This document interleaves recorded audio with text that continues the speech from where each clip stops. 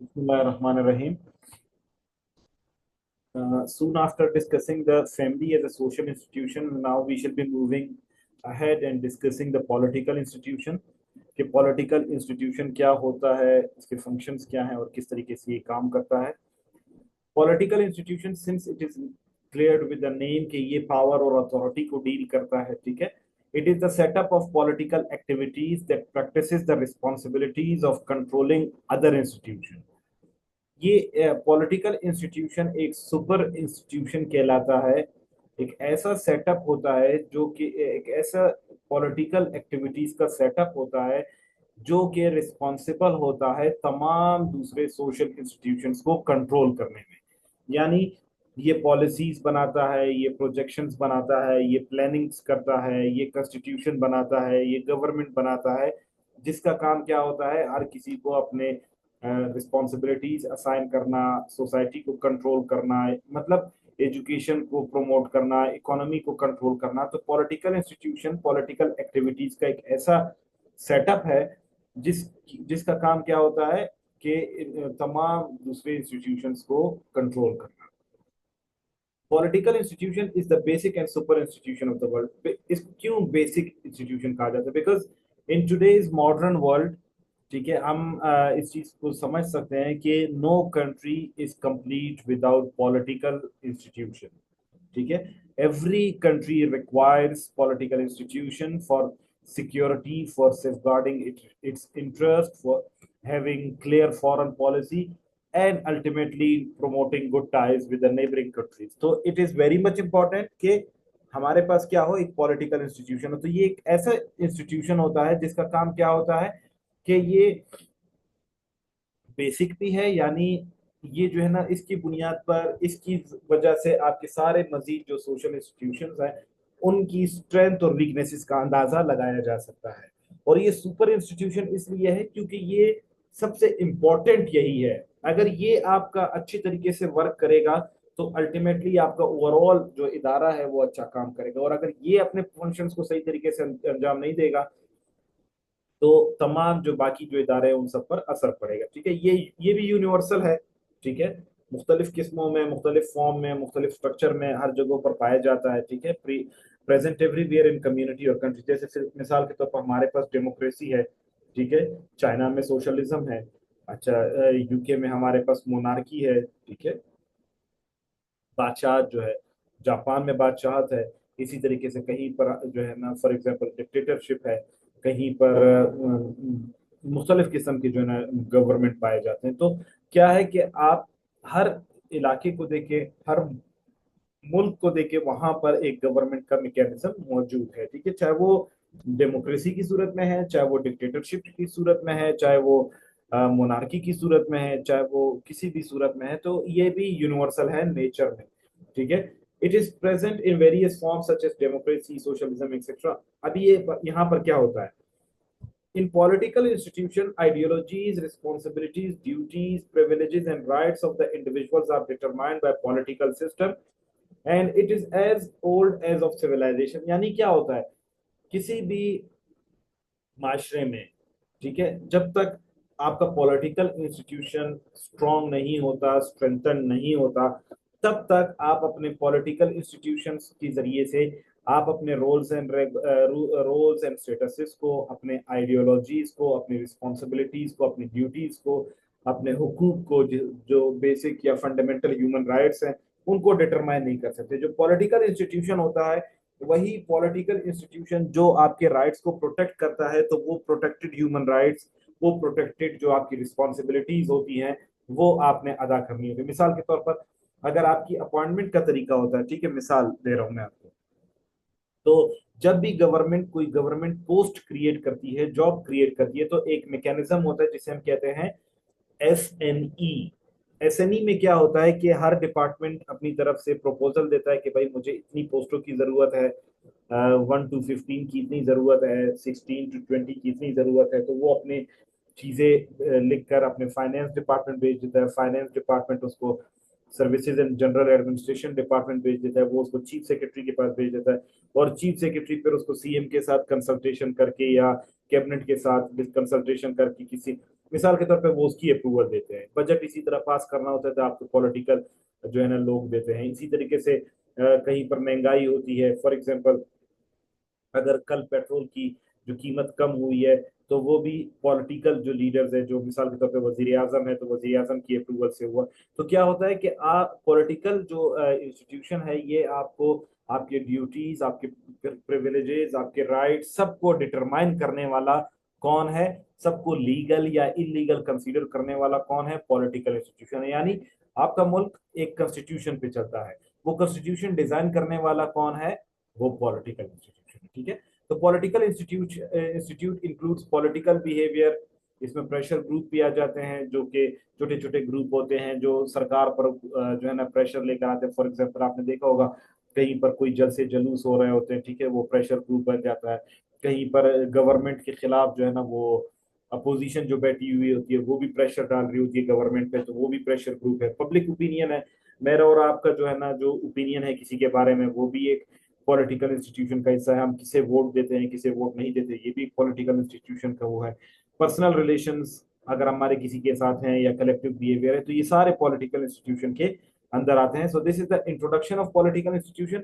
अगर डेफिनेशन को देखें तो डेफिनेशन भी वही बात करता है कि a set of norms pertaining to the distribution of power and authority। यानी ये एक सिस्टम है जिसमें क्या होता है, पावर और अथॉरिटी को डिस्ट्रीब्यूट किया जाता है। ठीक है, मतलब एक मैकेनिज्म के जरिए से, ऐसे नहीं है कि हर किसी के साथ जो है ना हर किसी को अथॉरिटी प्रोवाइड की जाए या पावर प्रोवाइड की जाए। ये एक ऐसा सिस्टम है जिसमें उस सिस्टम से गुजरते हुए जो शख्स, फॉर एग्जांपल इलेक्शन का एक सिस्टम है, ठीक है, तो उस इलेक्शन के सिस्टम से जो गुजरता है, तो जो उसमें जिसको फायदा पहुंचता है या जो मिसाल के तौर पर जो जीत जाता है, ठीक है, उसको पावर और अथॉरिटी मिल जाती है, वो सीएम बन जाता है, वो कैबिनेट मेंबर बन जाता है, वो मिनिस्टर बन जाता है, वो सेनेटर बन जाता है। और फिर उसकी जिम्मे क्या होती है, वो मैनेजमेंट करता है और वो पूरे ओवरऑल सोसाइटी को कंट्रोल करने के लिए, उसके ऑर्डर को कंट्रोल करने के लिए वो रिस्पॉन्सिबल होता है।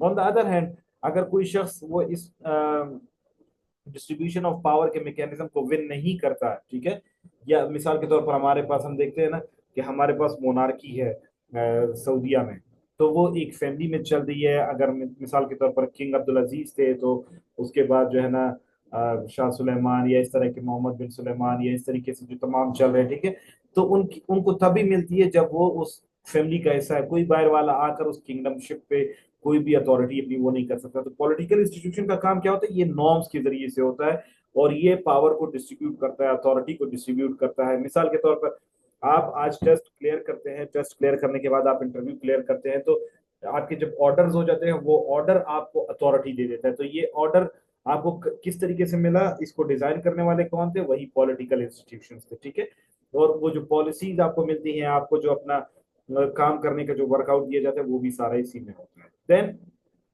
स्ट्रक्चर ऑफ पॉलिटिकल इंस्टीट्यूशन, दो किस्म के स्ट्रक्चर पाए जाते हैं ज्यादातर हमारे पाकिस्तान में। एक होता है इनफॉर्मल, एक होता है फॉर्मल। ठीक है, इनफॉर्मल ये है कोई रूल एंड रेगुलेशन फॉलो नहीं किया जाता, मतलब कोई रिटर्न रूल एंड रेगुलेशन नहीं होते। It is found in primitive societies and in modern time as well. यानी इनफॉर्मल सोशल जो पॉलिटिकल इंस्टीट्यूट है आज भी पाया जाता है। ठीक है, प्रिमिटिव सोसाइटीज में हमारे, अगर आप देख लो अपने ट्रेडिशनल सोसाइटीज में आप देख लो कि आपके सरदार है, नवाब है, वडेरा है, उनके पास जो इख्तियारात है वो कोई रिटर्न नहीं है। उनके पास किसी वो एक, अगर उसके सामने उसके पास एक ही तरह के दो मतलब आप इश्यूज लेकर जाए तो वो एक में एक तरह से फैसला देगा, दूसरे में दूसरे तरीके से फैसला देगा, क्योंकि उसके कोई डिफाइंड रूल्स एंड रेगुलेशंस नहीं है। ठीक है, इसी तरीके से आप देख सकते हैं कि पॉलिटिकल इंस्टीट्यूशन यूके में जो है ना बरतानिया में, वहां पर कोई कॉन्स्टिट्यूशन नहीं है। ठीक है, तो कॉन्स्टिट्यूशन ना होने की वजह से वो इनफॉर्मल हो जाता है, जो कि रिटर्न नहीं होता। जैसे हमारे रूरल एरिया में मैंने आपको बताया कि बिरादरी सिस्टम है, यूनियन काउंसिल सिस्टम है, सरदार सिस्टम, वडेरा सिस्टम, या हमारे रिलीजियस जो शूरा के जो मेंबर्स होते हैं वो प्रॉब्लम को सॉल्व करते हैं। तो ये क्या होता है, ये इनफॉर्मल जो है ना पॉलिटिकल इंस्टीट्यूट है या इनफॉर्मल मैकेनिज्म है पॉलिटिकल। अच्छा, effectiveness and popularity of the leader is higher than formal leaders. अभी ये क्यों, क्योंकि क्यों इफेक्टिवनेस, क्यों ये ज्यादा अच्छी तरीके से काम करता है, क्यों ये ज्यादा मशहूर होता है, उसकी वजह है, उसकी वजह ये कि सबसे पहले यहाँ पर इंटरकनेक्टेडनेस पाई जाती है। मिसाल के तौर पर आप अगर फॉर एग्जाम्पल हमारे पास यहाँ पर एक शहजादा है नजर खजक, ठीक है। अभी खजक साहब जो है ना, वो किसी इलाके से ताल्लुक रखते हैं, तो इनके जो सरदार होंगे वो भी खजक होंगे। अभी वो अपने लोगों को हमेशा प्रोटेक्शन प्रोवाइड करने की कोशिश करेंगे, अपने लोगों को फैसिलिटेट करने की कोशिश करेंगे, अपने लोगों का ख्याल रखने की कोशिश करेंगे। तो हम क्या करेंगे, हम देखेंगे कि यार यहाँ पर जो है ना, ये जो सरदार साहब है वो हमेशा इसका साइड लेगा। तो इसी तरीके से जो नजर साहब है वो भी हमेशा क्या करेंगे, अपने सरदार को रिस्पेक्ट देंगे, उसकी बातों को मानेंगे या उसके फैसलों पर मन और अमल करेंगे। तो क्यों वहां पर वो बहुत ज्यादा किसी इलाके में बहुत ज्यादा इफेक्टिव होता है, बहुत ज्यादा फायदेमंद होता है? उसकी वजह यह है कि वो जो लीडर होता है वो उन्हीं में से होता है, वो बहुत ज्यादा कॉमन होता है। और कॉमन होने की वजह से वो जो लीडर होता है वो कहता है कि यार मैं इससे बाहर जाकर तो जिंदगी नहीं गुजार सकता, यही ट्राइब में मेरी अथॉरिटी है, इसी ट्राइब की वजह से मुझे जो है ना पैसे मिल रहे हैं, इसी ट्राइब की वजह से मेरी अथॉरिटी है, तो मैं कभी इनको छोड़ नहीं सकता। तो वो क्या करते हैं कि इनफॉर्मल जो सेटअप होता है वो बहुत ज्यादा अच्छी तरीके से चलता है। तो इनफॉर्मल इसको इसीलिए कहते हैं क्योंकि ये फिक्स्ड भी नहीं होता, इसके अंदर कोई रिटर्न रूल्स नहीं होते, इसके अंदर कोई डिस्ट्रीब्यूशन ऑफ पावर और अथॉरिटी नहीं होते कि सरदार साहब सिर्फ जो है ना फैमिली के इश्यूज को डील करेंगे, नहीं, वो प्रॉपर्टी के इश्यूज को भी डील करेगा। वो अगर फॉर एग्जांपल कोई क्राइम हुआ है, कोई के किलिंग हुई है, उसको भी डील करेगा। तो तमाम चीजों में जो है ना वो कर सकते हैं। Self local system of authorities and rule, इसको आप सेल्फ लोकल सिस्टम भी कह सकते हो, जो अपने मर्जी से आप अपने लीडर सेलेक्ट करते हो और उसको आप रूल करने की इजाजत देते हो। फिर हमारे पास है फॉर्मल। फॉर्मल उसके अपोजिट है फिक्स्ड पावर एंड अथॉरिटी, यानी हर किसी का अपना जो डोमेन है, जो पावर है, जो इख्तियारात है, वो हर किसी के फिक्स्ड है। Mostly followed in the world, यानी हर जगह पर जो है ना ये ज्यादातर फॉलो किया जाता है। अर्बन एरियाज में आप आकर देख लें, ठीक है, तो पुलिस का अपना इख्तियार है, जजेस का अपना इख्तियार है, मजिस्ट्रेट का अपना इख्तियार है, लॉ इन्फोर्समेंट एजेंसीज का अपना इख्तियार है। इसी तरीके से सीएम का अपना इख्तियार है, प्राइम मिनिस्टर का अपना इख्तियार है, प्रेसिडेंट का अपना इख्तियार है, गवर्नर का अपना इख्तियार है। तो हर किसी का अपना इख्तियार होता है। Supreme powers are delegated into administrator. यहाँ पर क्या होता है कि जो अच्छे पावर होते हैं या जो बड़े पावर होते हैं या वो जो तमाम पावर जो कि जिसको बहुत ज्यादा समझा जाता है, जो कि बहुत ज्यादा इंपॉर्टेंट समझे जाते हैं, वो एडमिनिस्ट्रेटर्स के पास होते हैं। और इनका काम क्या होता है, ये हमारे लाइफ में ऑर्डर लाते हैं, सुकून लेकर आते हैं, ताकि इंसान और इंसान की जिंदगी में जो तमाम फंक्शंस है वो अच्छी तरीके से अदा हो सके। इसकी सिंपल मिसाल ले लें कि लेजिस्लेशन यानी कानून साजी। कानून साजी करना जो है ना वो हमारे पास जो हमारे जो पॉलिटिकल इंस्टीट्यूट है उसका काम है, ठीक है, कि वो लॉ बनाता है स्टेट के लिए, और वो डिजाइन करता है, पॉलिसी बनाता है, कैबिनेट से उसको अप्रूव करता है, फिर वो जुडिशरी को दे देता है, जुडिशरी में जजेस भी अपने मर्जी के अपॉइंट करता है, ठीक है, और उसको बताता है कि भाई इसको आपने क्या करना है, आप इस जो इसकी इंटरप्रिटेशन दे दो, इसको आप डिफाइन कर दो कि किस तरीके से कहाँ पर कैसे इसको इम्प्लीमेंट करना है। और एग्जेक्टिव्स यानी असिस्टेंट कमिश्नर, डिप्टी कमिश्नर या आप लोग या मैं लोग जो है ना, हम लोग सारे क्या है, हम लोग उसके एग्जेक्टिव्स यानी उस लॉ को इम्प्लीमेंट करते हैं। फिर इसी को प्रोटेक्ट करने वाले भी हम ही है, एग्जेक्टिव्स है, ठीक है। और जब कोई शख्स इस लॉ को वायलेट करता है उसको जुडिशरी के सामने लेकर जाते हैं और जुडिशरी फिर उसको सजा या जजा का कंसेप्ट क्लियर करवाती है। फिर अगर हम देखें कि इम्पोर्टेंस क्या है पॉलिटिकल इंस्टीट्यूट की, ठीक है, कि इसकी कैरेक्टरिस्टिक्स क्या है, तो सबसे पहले ये है कि ये इंसान की ह्यूमन राइट्स को डील करता है, इंसान को उसकी तमाम हुकूक दिलाता है। यानी पॉलिटिकल इंस्टीट्यूशन एक ऐसा इदारा है जो कि इंसान और इंसान के हुकूक, चाहे वो बुनियादी इंसानी हुकूक है या वो अगर उसके कोई भी जो है ना सिक्योरिटी इश्यूज है, कोई भी थ्रेट्स है, उन सबको डील करने के लिए हमारा पॉलिटिकल इंस्टीट्यूशन कारआमद होता है। अच्छा, इंडिविजुअल लिबर्टीज ग्रांटेड और प्रोमोटेड, यहाँ पर क्या होता है कि जो इंडिविजुअल है, हर इंसान जो है उसको कुछ अथॉरिटी दी जाती है, उसको कुछ पर्क्स एंड प्रिविलेजेस दिए जाते हैं कि भाई हर इंसान क्या कर सकता है, अपनी मर्जी से तालीम हासिल कर सकता है, अपनी मर्जी से एक जगह से दूसरी जगह जा सकता है, अपनी मर्जी से अपने लिए करियर को सेलेक्ट कर सकता है। मतलब ये कि उसमें कोई भी जो उसको जो थ्रेट होता है किसी भी लोगों से वो नहीं होता। मिसाल के तौर पर जो इस्लामिक रिपब्लिक ऑफ पाकिस्तान का जो कानून है वो आपके लिए भी वही है, मेरे लिए भी वही है, ठीक है, हम पूरे ओवरऑल मुल्क के लिए यही है, लेकिन हर इंसान के लिए वो एक अलहदा तरीके से मतलब उसको इम्प्लीमेंट करवाया जाता है और हर एक के लिए वो आवाज उठाता है, ठीक है। तो फिर हमारे पास है यहाँ पर कॉन्स्टिट्यूशंस बनाए जाते हैं, ठीक है, और ये कॉन्स्टिट्यूशन पॉलिटिकल इंस्टीट्यूशन में रिटर्न भी हो सकते हैं और अनरिटर्न भी होंगे। अगर रिटर्न होंगे तो ये हमारे पास फॉर्मल पॉलिटिकल सिस्टम है, और अगर अनरिटन होगा तो ये इनफॉर्मल पॉलिटिकल सिस्टम है। यहाँ पर सिर्फ आप ये याद रखें कि जो बर्तानिया है, यूके, उसका जो कॉन्स्टिट्यूशन है वो अनरिटन है, ठीक है। बाकी तकरीबन जहां पर भी कॉन्स्टिट्यूशन है, डेमोक्रेटिक गवर्नमेंट या सेटअप है, तो वहां पर चीजें लिखी लिखी लिखी हुई होती है। एंड देन पॉलिटिकल इंस्टीट्यूशन का एक जो सबसे इंपॉर्टेंट कैरेक्टरिस्टिक या उसकी जो इंपॉर्टेंस है वो पावर और अथॉरिटी को रेगुलेट करता है, यानी हर किसी को बताता है कि भाई आपकी पावर क्या है, आपकी अथॉरिटी क्या है, आप कहाँ तक काम कर सकते हो, कहाँ तक काम नहीं कर सकते हो, किस पर। मिसाल के तौर पर मैंने डेपुटेशन पे अगर जाना होता है तो उस डेपुटेशन पर वैसे वो पाबंदी लगी हुई है, लेकिन अगर सीएम चाहे तो वो उसको रिलैक्स कर सकता है। कहीं पर एज रिलैक्सेशन की बात आती है, आपकी पोजीशन जो आई थी उस पर 28 या 30 ईयर्स तक अलाउ किया गया था, लेकिन सीएम ने एक नोटिफिकेशन किया, उसको 43 ईयर कर लिया। इट मीन्स हर किसी के अपने इख्तियारात है। इसके बाद आप अपॉइंट हो जाते हैं, अपॉइंट होने के बाद आपके सेक्रेटरी के इख्तियारात है कि वो आपको कहाँ पोस्टिंग देते हैं। तो क्या है, ब्यूरोक्रेसी है या पॉलिटिशियंस है, ये तमाम ये जो पॉलिटिकल इंस्टीट्यूशन है, ये उसके पावर की डिस्ट्रीब्यूशन को रेगुलेट करते हैं, ठीक है।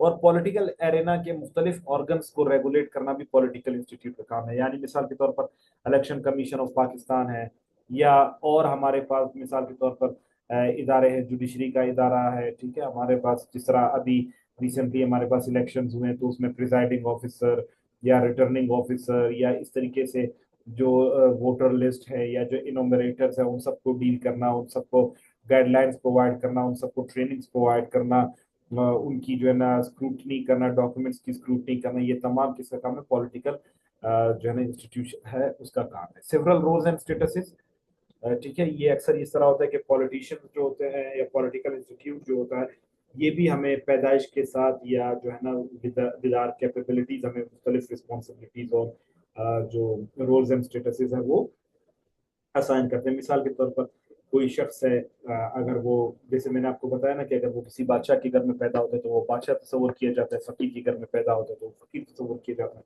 इसी के साथ साथ फॉर एग्जाम्पल अगर वो कहीं पर किंगडमशिप चल रही है, अगर उस घर में बच्चा पैदा होता है तो वो भी किंग कहलाता है, ठीक है, वो भी प्रिंस कहलाता है। तो हर पॉलिटिकल इंस्टीट्यूट क्या करता है, वो रोल्स एंड स्टेटसेस को डिफाइन करता है कि भाई मिसाल के तौर पर ये प्राइम मिनिस्टर है, ये चीफ मिनिस्टर है, ये कैबिनेट मिनिस्टर है, ये इस डिपार्टमेंट का मिनिस्टर है, ये इस डिपार्टमेंट का एडवाइजर है।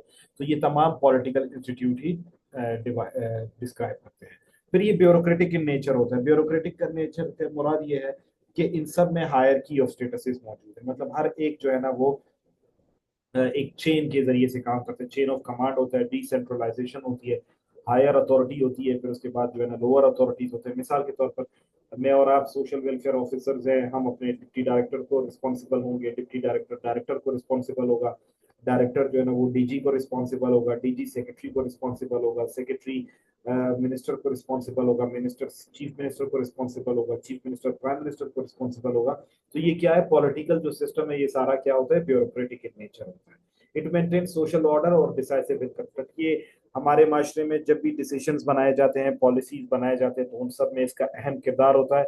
और यूजुअली जब जंगी होती हैं या फिर अगर बहुत सारे जो है ना वॉर्स होते हैं, तो उसमें ये डिसाइसिव होता है, ये डिसीजन मेकिंग में, ये जो है ना अकोमोडेशन में, ये जो है ना कंफ्लिक्ट रेजोल्यूशन में, ये मेडिएशन में इसका बड़ा अहम किरदार होता है। मिसाल के तौर पर अभी आज ईरान के प्रेसिडेंट जो है ना मसूद पमशियान साहब जो है ना वो पाकिस्तान तशरीफ लाए हैं। तो ये क्या हुआ, क्योंकि पाकिस्तान ने अपनी पॉलिटिकल लीडरशिप को यूज करते हुए ईरान पर जितने हमले किए जा रहे थे इसराइल की तरफ से, या उनको खत्म करवा दिए गए, ठीक है। तो ये क्या है, ये डिसाइसिव होता है कन्फ्लिक्ट में। इसी तरह आपने वर्ल्ड वॉर देखा, आपने पाकिस्तान और इंडिया के दरमियान जो है ना वो इंडस वाटर ट्रीटी पे जो है ना वो जो लड़ाई हो रही थी, वो देखा कि शुरू में उसको वर्ल्ड बैंक ने नेगोशिएट किया, फिर अभी डोनाल्ड ट्रंप ने उसको इशू रिजॉल्व करवाया। तो ये क्या है, पॉलिटिकल इंस्टीट्यूट का काम होता है कि ये कन्फ्लिक्ट्स वगैरह को भी रिजॉल्व करता है। और ये पॉलिटिक इसमें क्या होता है, ये पॉलिटिकल पार्टीज भी बनाते हैं और अपना मंशूर भी बनाते हैं। तो ये सब तमाम पॉलिटिकल इंस्टीट्यूट का एक अहम फंक्शन है कि भाई यहाँ पर सबको अथॉरिटी दी गई है कि भाई आप पॉलिटिकल जो है ना पार्टीज बना सकते हैं, अपना मैनिफेस्टो बना सकते हैं, आप इलेक्शन कम्पीट कर सकते हैं, और आपको इलेक्शन की इजाजत दे देते हैं, पब्लिक पोल की इजाजत दे देते हैं, ठीक है। पावर आपको दे सकते हैं, आपके पॉलिटिकल लीडरशिप, मिसाल के तौर पर आपकी कोई पार्टी होती है, तो उस पार्टी में जो है ना वो लीडर होता है, फॉलोअर होता है, तो ये तमाम पॉलिटिकल लीडरशिप है। और ये तमाम क्या करते हैं, ये तमाम इंसान की वेलफेयर के लिए काम करते हैं, ताकि ज्यादा से ज्यादा इंसानियत को फायदा पहुंचा सके और उनके रिलेशनशिप को इम्प्रूव कर सके। ये सेंस ऑफ प्रोटेक्शन इंसान को सिक्योरिटी, प्रॉपर्टी, लाइफ, डिग्निटी, उन सबको प्रोवाइड करती है। यानी मिसाल के तौर पर आपने रिसेंटली देखा होगा, अगर पाकिस्तान के लोग किसी मुल्क में फंस गए, ईरान में फंस गए, तो पाकिस्तान फिर सारी कोशिश करता है कि उनको यहाँ से इवेक्युएट करे। इसी तरह कोई अमेरिकन यहाँ पर फंसता है, कोई नेचुरल डिजास्टर आ जाता है, कोई भी इशू आ जाता है, तो फिर जो है ना वो मुल्क के जो लोग होते हैं, जो एम्बेसीज होती है, वो उनको इवेक्युएट करती है, क्योंकि ये सारा काम क्या होता है, स्टेट का होता है। इसी के साथ साथ ये रेवेन्यू भी कलेक्ट करता है और इसके रिसोर्सेज पर कंट्रोल भी होते हैं, और ये अपने मर्जी से उन रेवेन्यूज को और उस रिसोर्सेज को जनरेट करता है, और उसको फिर उसी की मदद से अपने सोसाइटी को डेवलप करने की कोशिश करता है। So I hope you all got the political institution. If you have any question in political institution, you may ask me right now, please. Over to you all. Quickly, please. If not, please drop me yes.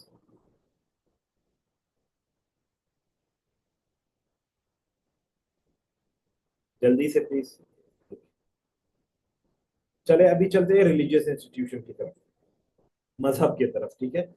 आ, मजहब क्या है? Societies important system of religious beliefs and practices. के हमारे माशरे में क्या है कि हमारा क्योंकि हम रिलीजियस माइंडसेट के बहुत ज्यादा लोग हैं, ठीक है, तो ये एक इम्पॉर्टेंट सिस्टम है जिसमें मुख्तलिफ लोग यकीन रखते हैं, अकीदे रखते हैं और उनको प्रैक्टिस करते हैं, तो उसे हम रिलीजियस इंस्टीट्यूशन कहते हैं। यहाँ पर आगे जाकर मैं आपको एक डेफिनेशन बताऊंगा जो कि बहुत इंपॉर्टेंट डेफिनेशन है, उसको आपने जरूर याद रखना है, ठीक है। Standardised and formulated widely shared viewed as necessary part of the life. यानी ये क्या है, ये एक स्टैंडर्ड बनाया जाता है, इसको बनाया गया है एक स्पेसिफिक तरीके से, और पूरे जो है ना स्पेसिफिक रिलीजन वाले उनको फॉलो करते हैं और अपनी जिंदगी का अहम हिस्सा बनाते हैं। मिसाल के तौर पर तमाम मुसलमान आपस में इसलिए कनेक्टेड है क्योंकि उनके अंदर मजहब है। पाकिस्तान ईरान की मदद या सऊदीया की मदद इसलिए करता है क्योंकि उनमें एक क्या है, उसमें एक रिलीजन का जो है ना एक स्टैंडर्ड मौजूद है और वो वाइडली शेयर किया जाता है। यानी हम सबको देखे, अगर फॉर एग्जांपल कोई आपसे पूछे कि आप मुसलमान हो, आपका अकीदा क्या है, आपका डॉगमा क्या है, तो आप उसको कहोगे कि यार मैं यकीन रखता हूँ आमनतु बिल्लाहि व मलाइकतिही व कुतुबिही व रुसुलिही वल यौमिल आखिर वल कद्र खैरिही व शर्रिही मिनल्लाहि तआला वल बासी बादल मौत। यानी मैं अल्लाह पर यकीन रखता हूँ, मैं उसके भेजे हुए फरिश्तों पर यकीन रखता हूँ, मैं उसके भेजे हुए किताबों पर यकीन रखता हूँ, ठीक है।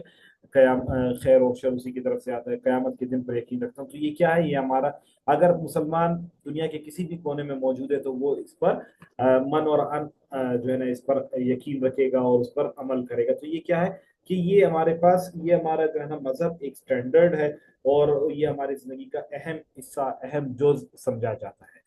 Religious association is the organised group of people who share the beliefs and follow the practices of religion. अभी रिलीजियस एसोसिएशन क्या होती है? रिलीजियस एसोसिएशन ये होती है कि आप किस मजहब से ताल्लुक रखते हैं, ठीक है, और आप जिस मजहब से ताल्लुक रखते हैं वो सारा मजहब आपके लिए एक एसोसिएशन है, वो एक तंजीम बन जाती है।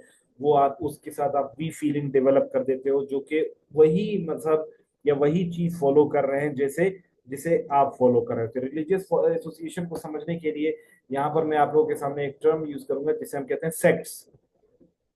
सेक्ट, सेक्ट क्या होता है? जैसे मुसलमान है, मुसलमान रिलीजियसली सारे एक है, लेकिन अगर हम देखें तो इसमें मुख्तलिफ सेक्ट्स बनाए गए हैं, शिया, सुन्नी, अहलदीस, बरेलवी, ठीक है।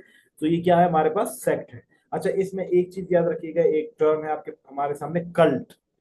कल्ट क्या होता है? ये एक छोटा सा रिलीजियस आइडियोलॉजी होता है, अक्सर इलाकों में पाया जा सकता है, ठीक है, जो कि आपके मेन रिलीजन को डेविएट करता है और उसको निगेट करता है, यानी उसके अपोजिट में काम करता है। जैसे यूजुअली हमारे पास 1971 में, if I am not wrong, पहला जो कॉन्स्टिट्यूशनल अमेंडमेंट आया था, तो उन्होंने कहा था कि जो कादियानी है, उन कादियानियों को उन्होंने कल्ट करार दिया गया था कि भाई ये एक ऐसा जो है ना मजहब है जो कि हमारे मजहब के बिल्कुल बरक्स है और ये उसको नुकसान पहुंचाते हैं। तो कल्ट जो है ना कोई भी रिलीजन का या कोई भी माशरे का एक ऐसा रिलीजियस पर्सपेक्टिव होता है जो कि उसको डेविएट करता है, ठीक है। एंड देन रिलीजन जो है ना वो ज्यादा इंसान के मोरलिटी पे काम करता है, उसकी बिहेवियर पे काम करता है, और उसको पूरी दुनिया का जो है ना एक वर्ल्ड व्यू देता है कि भाई आपने माशरे में रहते हुए आपने हर एक जगह पर या हर एक शख्स के साथ आपने अच्छे ताल्लुकात कायम करने हैं। हर किसी के, जैसे हम अगस्ट कॉम्टे का देखते हैं कि रिलीजन ऑफ ह्यूमैनिटी, वो बात करता है रिलीजन ऑफ ह्यूमैनिटी कि भाई यहाँ पर कोई भी इंसान जो है वो दूसरे से कमतर नहीं है, देयर इज नो इंफीरियरिटी। सब जो है ना इंसान बराबर है, हर इंसान है, हर शख्स, किसी का भाई है, किसी का बेटा है, किसी का हस्बैंड है, किसी का वालिद है। तो इसलिए किसी की भी राइट्स की वायलेशन की इजाजत नहीं है। और ये अक्सर क्या करता है, ये हमारे क्वेश्चंस को आंसर करता है। मतलब जो भी इशू होता है, जो भी प्रॉब्लम हमारे सामने आती है, उसको आंसर करने की कोशिश करता है, उसका जवाब हम इसमें ढूंढते हैं।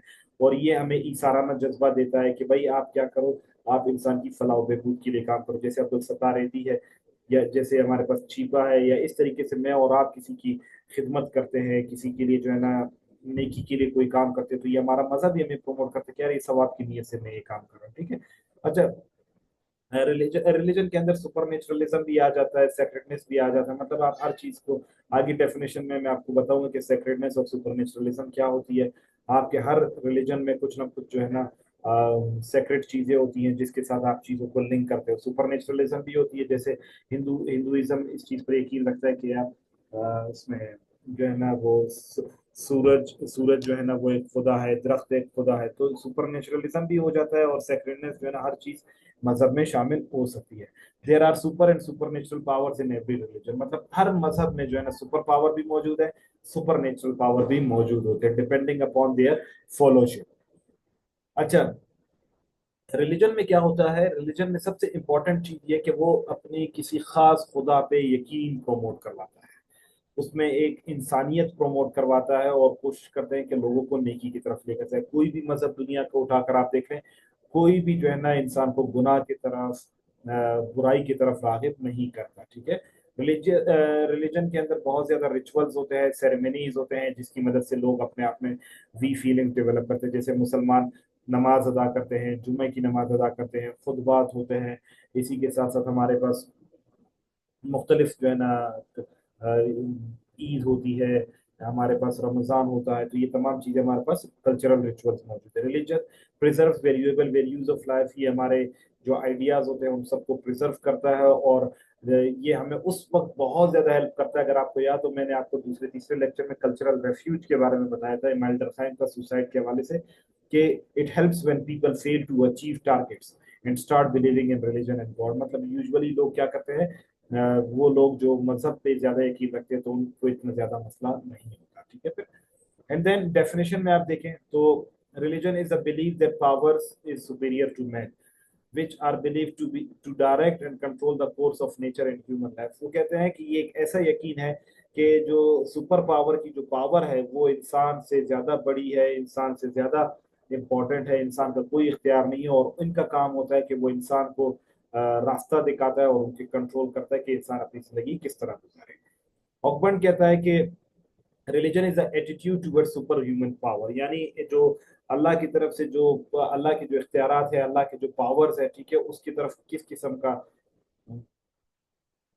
Yes, introduction and then now definition. ठीक है, आगे जाकर मैं इसको मजीद डिटेल में बताऊंगा रिलीजन क्या है।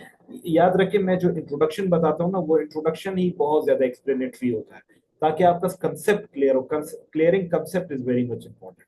और जो सबसे इंपॉर्टेंट डेफिनेशन, ये बाकायदा क्वेश्चंस के तौर पर बाकायदा सेम एज इट इज आता है कि religion is a unified system of believe and practices. Belief यानी यकीन और अमल का जो यूनिफाइड सिस्टम है, यानी यकीन का और अमल का जो मजमुआ है, उसे हम मजहब कहते हैं। और इसका ताल्लुक किसके साथ होता है, सेक्रेट थिंग्स के साथ होता है।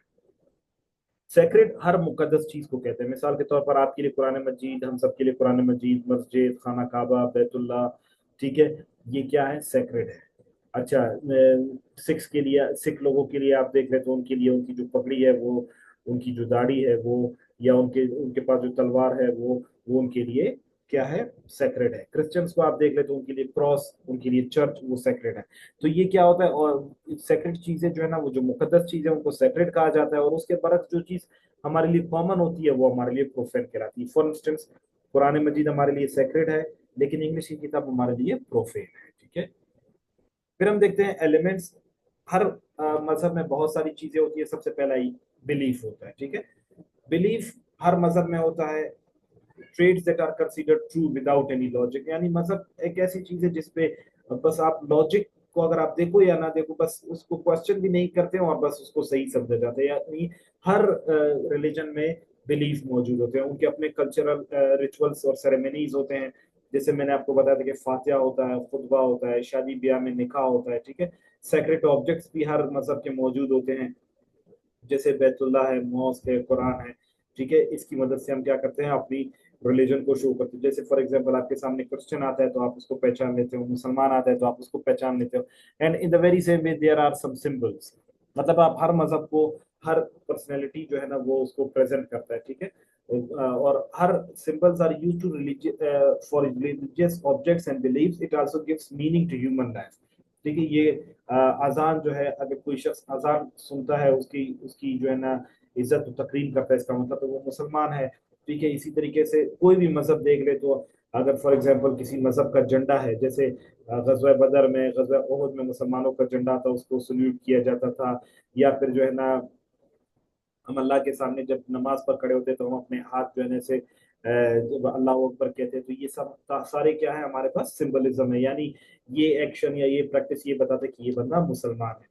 ये जुबान के जरिए से भी वो कर सकते हैं और ड्रेसेस के जरिए भी हो सकता है, जैसे आजान है, तिलावत है, खुतबा है, उसके जरिए से लोगों को कम्युनिकेट किया जा सकता है। रिलीजियस ऑर्गेनाइजेशन भी मौजूद होती हैं जिसमें लोग इकट्ठे होते हैं, जिनका काम मजहब को प्रमोट करना होता है। जैसे हमारे पास roles assign to individual such as profit हमारे पास आए, फॉलोअर्स आए, इमाम आए, ठीक है। ये क्या करते हैं, ये मुख्तलिफ कम्युनिटीज बनाते हैं, ऑर्गेनाइजेशन बनाते हैं, एक जगह से दूसरी जगह दीन की तबलीग करते हैं। सोशल वर्कर्स होते हैं, थिंकर्स होते हैं, रिफॉर्मर्स होते हैं, जैसे शाह वलीउल्लाह जैसे लोग, ठीक है। हमारे पास सर सैयद अहमद खान जैसे लोग जो कि मजहब पर भी बहुत ज्यादा काम कर रहे थे और साथ साथ लोगों में तब्दीलियां भी लेकर आ रहे थे, ठीक है। ये और जब बहुत ज्यादा उलमा होते हैं तो वो उलमा बैठते हैं और मजहब की चीजों का जो है ना इंटरप्रिटेशन करते हैं। जैसे जो हमारे पास कुरान मजीद, हदीस, इज्मा और कयास का कंसेप्ट है कि आप जो है ना जोरस्पोंडेंस यानी शरीयत का वो करते हो, तो ये तमाम चीजें इन्हीं की तरफ से आती हैं, ठीक है। और फिर लास्ट क्या है, इसमें मुख्तलिफ सेक्ट्स होते हैं, ठीक है, जो आपके मेन रिलीजन से थोड़ा बहुत मुख्तलिफ होते हैं, लेकिन more than one body of believers within large religion such as Shia, Sunni, Wahhabi, Barelvi, Catholic, Protestant Christians में होते हैं, ठीक है। जो कि बहुत ज्यादा क्रिश्चियनिटी को फॉलो करते हैं वो कैथोलिक है, और जो लेस सिवेरिटी से फॉलो करते हैं वो प्रोटेस्टेंट कहलाते हैं। फिर हमारे पास कुछ फॉर्म्स हैं, ठीक है, रिलीजन के। जो ये जो थ्योरी है, ये अगस्ट कॉम्पटी की थ्योरी है, law of three stages. Law of three stages में वो ये कहता है कि ये जो थ्योरी है कि किस तरीके से रिलीजन एवोल्यूट हुआ, एवोल्यूएट हुआ, किस तरीके से वो हमारे पास आज की मॉडर्न हालत में पहुंचा, तो वो अगस्ट कॉम्पटे का जो लॉ ऑफ थ्री स्टेजेस है या एवोल्यूशन ऑफ रिलीजन, उसमें आप ये लिख सकते हैं। फेटिशिज्म या एनिमिज्म, ये एक ऐसा यकीन है, the believe that there is something living in the non living object. It is a believe in spirit and boosts that they bring good और बैड लक। यानी जब भी आप किसी भी बेजान चीज में आप देखते हो कि यार इसमें, अक्सर लोग हैं जैसे आप देखते हो कि इंसान ने दोहरे जाहिलियत में दरख्त को भी खुदा माना, सूरज को भी खुदा माना, तो जब आप बेजान चीजों में आपको एक ताकत नजर आती है, आपको एक रूहानियत नजर आती है और आप ये करते हो कि यार ये मुझे जो है ना औलाद देने के लिए ये है, बारिश बरसाने के लिए ये मेरा खुदा है, तो वो आपका क्या हो जाता है, फेटिशिज्म कहलाता है, ठीक है। फेटिशिज्म फिर क्या, फेटिशिज्म और एनिमिज्म ये दोनों क्या है कि ये किसी भी स्पेसिफिक यानी कंक्रीट चीजों पर ज्यादा यकीन रखते हैं, एब्स्ट्रैक्ट चीजों के अलावा कंक्रीट चीजों पर। फिर मना क्या है, मना एक ऐसी एक्स्ट्रा कंसेप्ट इसमें मैंने डाला है, the believe that some individuals are bestowed और gifted by some impersonal powers. ये जब हम पर्सनैलिटी को मजीद डिटेल में पढ़ेंगे तो फिर मैं उसमें आपको बताऊंगा कैरिज्मेटिक अथॉरिटी या कैरिज्मेटिक पर्सनैलिटी। वो ये कहते हैं, मना एक ऐसा कंसेप्ट है कि हर रिलीजन में कुछ लोगों को अल्लाह पाक कुछ खसूसियात से नवाजता है, ठीक है। मिसाल के तौर पर हमारे पास जो है ना अम्बिया है, सहाबी है, या कुछ उलमा है जिनकी जिनकी गुफ्तार में बहुत ज्यादा ताकत मौजूद है, जो लोगों को मजहब में कन्वर्ट कर देते, तो उसे मना कहते हैं, ठीक है। मतलब ये एक ऐसा यकीन है कि अल्लाह पाक ने अपनी पावर को डिसेंट्रलाइज किया है, यानी कुछ इख्तियारात नबी को दिए, कुछ इख्तियारात जो है ना सहाबी को दिए, कुछ इख्तियारात वक्त के खलीफा को दिए, तो ये तमाम चीजें मना है। फिर पॉलिथीज्म यानी एक से ज्यादा खुदाओं पर यकीन रखना। It is developed form of animism, यानी एनिमिज्म जब डेवलप हो गया, ठीक है, पहले एनिमिज्म, पहले ये समझते थे कि हर बेजान चीज में खुदा समझते हैं, लेकिन फिर उन्होंने उसको शॉर्टलिस्ट कर दिया। उन्होंने गॉड और गॉडेसेस को क्लासिफाई कर दिया कि भाई ये जो काली माँ है ये मुझे औलाद देती है, ये जो दरख्त है ये बारिश बरसाती है, जो सूरज है ये मुझे जो है ना तपिश प्रोवाइड करती है, और आग की परस्तिश से ये हो जाता है। तो ये क्या हो जाता है कि पॉलिथिज्म ये है कि हर बेजान चीज को किसी खास मतलब वसीले से लिंक कर दिया, और इंसान ने जो है ना उसको स्पेसिफिक फंक्शन के साथ लिंक कर दिया और उसी के साथ काम करना शुरू कर दिया। और फिर नेक्स्ट स्टेज है मोनोथीज्म। मोनोथीज्म एक अल्लाह पे यकीन का नाम है, ठीक है, कि एक अल्लाह जो कि वादउला शरीक है और उसके साथ कोई शरीक नहीं है, और वो तमाम दुनिया का ऑर्डर कायम करने में कायम है। और यहाँ पर अगस्त कॉम्टे एक स्पेकुलेशन देता है कि एक वक्त इस तरह आएगा कि पॉजिटिविज्म आ जाएगा, इंसान तमाम ये रिलीजन से बाहर निकल आएगा और हर उस चीज पर यकीन रखेगा जो कि उसको लॉजिक बताएंगे। और फिर लास्ट हम फंक्शंस को देखते हैं कि रिलीजन क्या करता है, हमारा एक ताल्लुक डेवलप कराता है अपने अल्लाह के साथ, हमारा बिलीफ डेवलप करवाता है, जिससे हम अपनी चीज़ों को ज़्यादा अच्छी तरीके से समझते हैं। हमें राइट एंड रॉन्ग का कंसेप्ट बताता है, क्योंकि रिलीजन जो है ना उसकी क्लियर इंटरप्रिटेशन देता है। इट क्रिएट सोशल सॉलिडेरिटी, ठीक है, कि ये हमारे साथ लोगों का आपस में आपस के साथ रिश्ता डेवलप करवाना, ठीक है, मजहब के नाम पर, इलाके के नाम पर, मुल्क के नाम पर जो सॉलिडेरिटी होती है, जो अटैचमेंट होती है, जो अजबिया का कंसेप्ट होता है, वो सारा जो है ना रिलीजन कंसेप्ट क्रिएट करवाता है, ठीक है। अच्छा, फियर और एंजाइटी खत्म करता है, जैसे कुरान मजीद की आयत है, आप अल्लाह की इबादत करते हो तो इससे भी आपको जो है ना मजहब की वजह से आपके जो प्रॉब्लम्स हैं वो सारे खत्म हो जाते हैं। सोशल कंट्रोल देता है, आपके प्रॉब्लम्स को जो है ना वो आइडेंटिफाई करता है, उसमें हलाल हराम का कंसेप्ट देता है, सही गलत का कंसेप्ट देता है, जिसकी बुनियाद पर आप क्या करते हो, अपने जिंदगी को अच्छी तरीके से गुजारते हो। फिर इंसान को ऑप्टिमिज्म की तरफ लेकर जाता है, सेल्फ रिस्पेक्ट की तरफ, कॉन्फिडेंस की तरफ, रिवॉर्ड की तरफ, नेकी की तरफ इंसान को लेकर जाता है, अच्छे कामों की तरफ लेकर जाता है, और इंसान को सोशल वर्क के लिए प्रमोट करवाता है ताकि एक दूसरे की मदद कर सके, ठीक है। So this was religion overall. अगर यहाँ तक आपका कोई सवाल है तो आप पूछ सकते हैं, otherwise we shall end this lecture right now, और फिर हम नेक्स्ट में इसको हम डिस्कस करेंगे, ठीक है।